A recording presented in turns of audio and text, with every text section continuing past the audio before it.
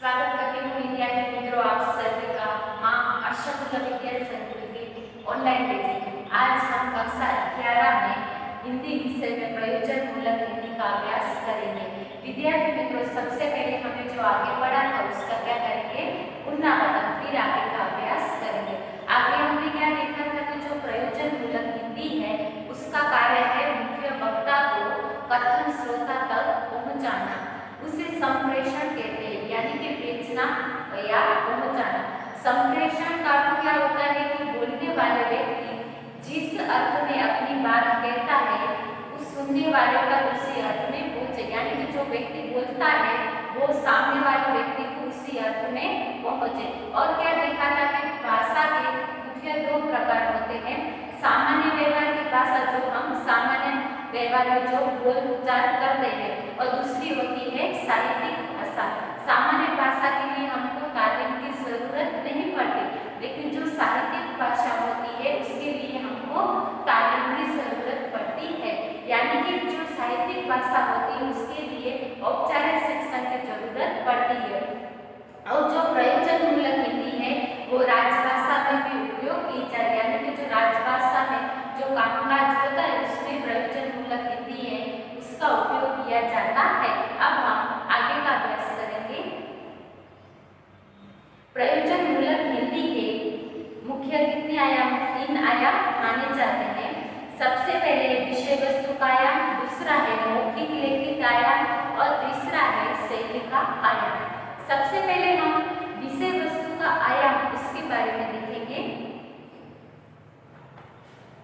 यह ध्यान रखा जाता है कि जिस व्यक्ति के लिए प्रयोजन मूलक हिंदी का प्रयोग करना है वह तर्कनिक है या अर्ध तर्कनिकी अथवा गैर तर्कनिकी, क्योंकि प्रत्येक विषय की पारिभाषिक तथा सामान्य शब्दावली में अंतर होता है, यानी कि जो प्रत्येक विषय होता है उसकी जो पारिभाषिक शब्दावली है उसमें क्या हमको अंतर दिखने को मिलता है। प्रशासन, वाणिज्य, पत्रकारिता, खेलकूद और कार्यालय के क्षेत्र में अर्ध तर्कनिक है, और जबकि विज्ञान, प्रायोगिकी, इंजीनियरिंग, चिकित्सा यानी मेडिकल, न्याय, विधि आदि तर्कनिक क्षेत्र में आते हैं। दूसरा देखें तो मौखिक और लेखिक आयाम, यानी कि मौखिक और लेखिक आयाम का पक्ष विस्तार। कार्यालयी, वैज्ञानिक, प्रायोगिकी आदि क्षेत्रों की भाषा प्राय लिखित ही होती है, यानी कि जो वैज्ञानिक, प्रायोगिक और कार्यालय होती है उसकी भाषा क्या होती है, हमको लिखित में ही देखने को मिलती है। जबकि आकाशवाणी, दूरदर्शन में यह लिखित भाषा का जो होती है उसे मौखिक रूप में दिखा देता है, यानी कि हमको मौखिक रूप में दिखने को मिलती है। विधि भाषा मौखिक तथा लिखित दोनों रूपों में प्रयुक्त होती है, यानी कि जो विधि भाषा होती है वो लिखित और मौखिक दोनों स्वरूप में हमको दिखने को मिलती है। अब हम शैली का आयाम इसके बारे में देखेंगे तो विज्ञान, विधि, इंजीनियरिंग जैसे तकनीक विषयों की भाषा रूढ़िगत और शैली औपचारिक होती है, यानी कि जो विज्ञान, इंजीनियरिंग और विधि की भाषा हो वो औपचारिक यानी कि हमको दिखावटी स्वरूप में मिलती है। अर्धतर्कनिक विषयों जैसे पत्रकारिता, कार्यालय, विज्ञापन आदि की भाषा में सभी प्रकार की शैली सामान्य, औपचारिक, अनौपचारिक तथा अंतरंग में मिलते हैं। आकाशवाणी और दूरदर्शन के विज्ञापन की भाषा औपचारिक यानी दिखाव तथा अनौपचारिक यानी देख नहीं सकते दोनों शैलियों में मिलते, यानी कि जो आकाशवाणी की भाषा है वो हमको औपचारिक और अनौपचारिक दोनों स्वरूप में देखने को मिलती है। अब हम आगे का अभ्यास करेंगे। प्रयोजन मूलक हिंदी की विशेषता, यानी कि प्रयोजन मूलक हिंदी है उसकी विशेषता क्या है उसके बारे में हम देखेंगे। संविधान राजभाषा स्वरूपी होने के बाद हिंदी के व्यवहार परक पक्ष की और विद्वानों का ध्यान गया। कामकाज तथा प्रयोग के स्तर पर हिंदी के व्यवहार की कल्पना ने प्रयोजन मूलक हिंदी का रूप अख्तियार यानी अधिकार वंश किया जाता है। प्रयोजन मूलक हिंदी मानक यानी प्रामाणिक हिंदी का ठोस विस्तार यानी नए रूप में परिवर्तित है। प्रयोजन परकता उसकी मुख्य विशेषता है, यानी कि जो प्रयोजन मूलक हिंदी होती है उसकी प्रयोजन परकता उसका क्या है, मुख्य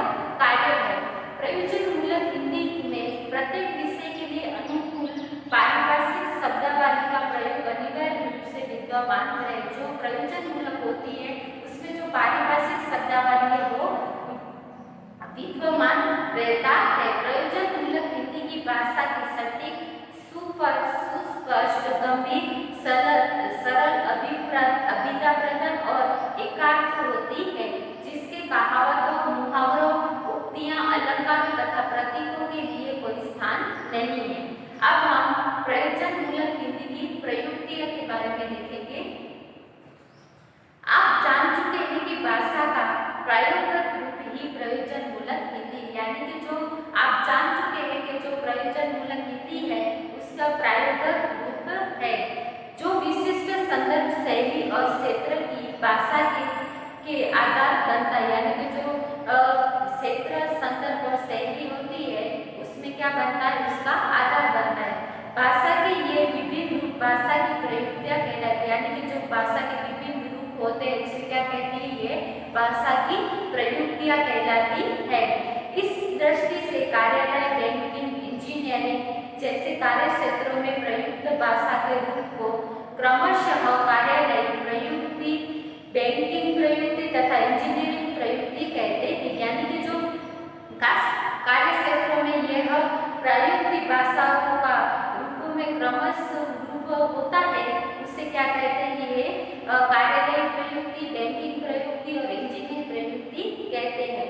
प्रत्येक प्रयुक्ति की अपनी विशिष्ट शब्दावली होती है, यानी कि जो प्रत्येक प्रयुक्ति, यानी कि जो कार्यालय प्रयुक्ति है, बैंकिंग प्रयुक्ति है और इंजीनियरिंग प्रयुक्ति है, उसकी विशिष्ट शब्दावली होती है, यानी कि सबकी अलग अलग शब्दावली होती है। ये आप भी जानते हैं, यानी कि हम जाते हैं बैंक में उसकी भी शब्दावली अलग होती है, जो इंजीनियर लोग होते हैं उसकी भी क्या शब्दावली अलग अलग हमको दिखने को मिलती है।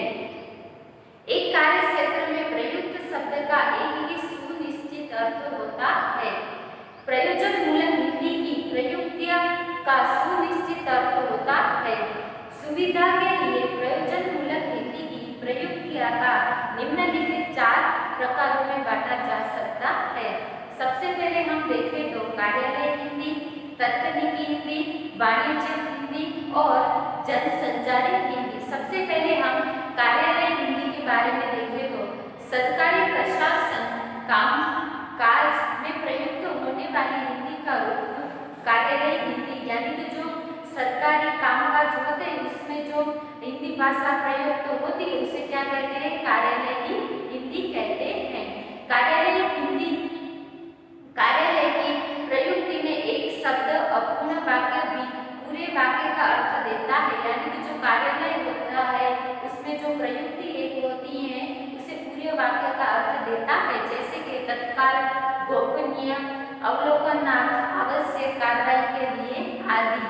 दूसरा देखें तो तकनीकी हिंदी, विधि, विज्ञान, प्रायोगिक, इंजीनियरिंग, मेडिकल शिक्षा में प्रयुक्त होने वाली हिंदी को तकनीकी हिंदी अंतर्गत माना जाता है, यानी कि जो ये सब है कार्यालय इसमें भी जो ये हिंदी प्रयोग की जाती है उसे क्या कहते हैं, तकनीकी हिंदी।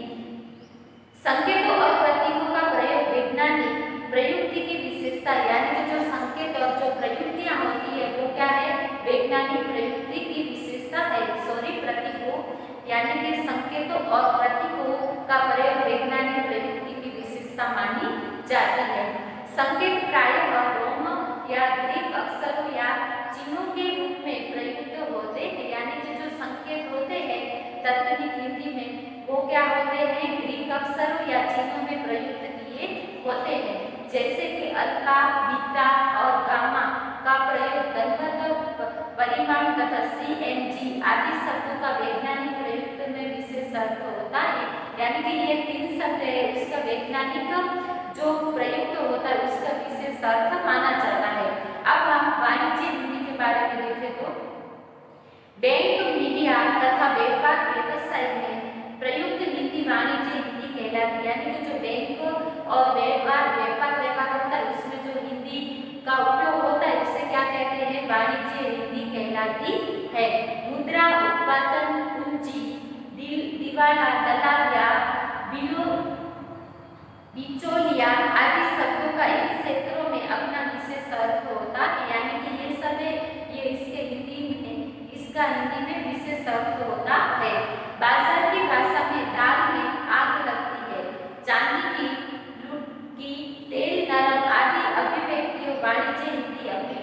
अभिव्यक्तियां है, यानी कि ये सब है वो क्या मानी जाती है, वाणिज्य हिंदी की अभिव्यक्तियां मानी जाती है।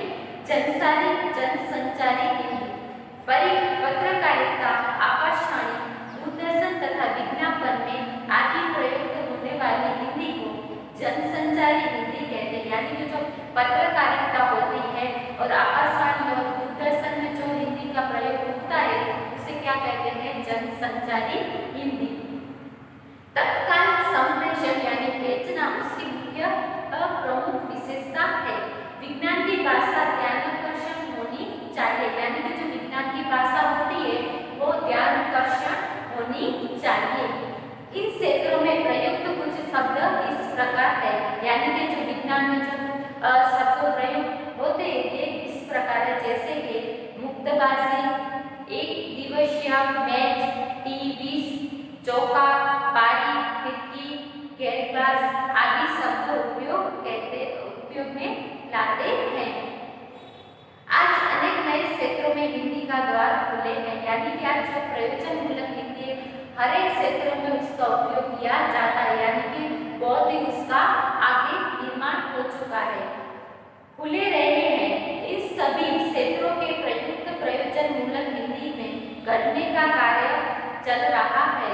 अंततः प्रयोजन मूलक हिंदी का विकास की संभावना अपार है, यानी कि हर एक क्षेत्र में जो प्रयोजन मूलक हिंदी है उसका विस्तार है वो आगे ही आगे बढ़ता है। इसलिए कि यहाँ क्या बताया है कि जो प्रयोजन मूलक हिंदी है उसका विकास है वो अपार हो जाए, ऐसी संभावना हमको देखने को मिलती है, यानी कि हर एक क्षेत्र में उसके उपयोग में लिए जाता है, यानी कि राजभाषा में भी हिंदी भाषा का उपयोग किया जाता है।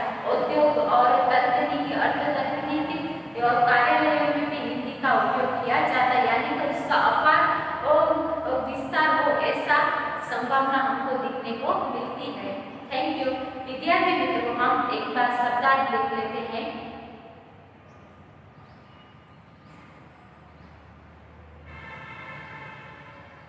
आयाम यानी पक्ष, विस्तार, विषय वस्तु, किसी कृति का मूल विषय, पारिभाषिक विशिष्ट अर्थ में प्रयोग होने वाला, प्रशासन राज्य के शासन या परिचालन या प्रबंध, विधि यानी कानून, अख्तियार यानी अधिकार, वंश, परिध्वन विशेष कृति की क्रिया, विद्यमान उपस्थित मौजूद सुस्पष्ट परिपाटी व्यक्त सीधा, अपार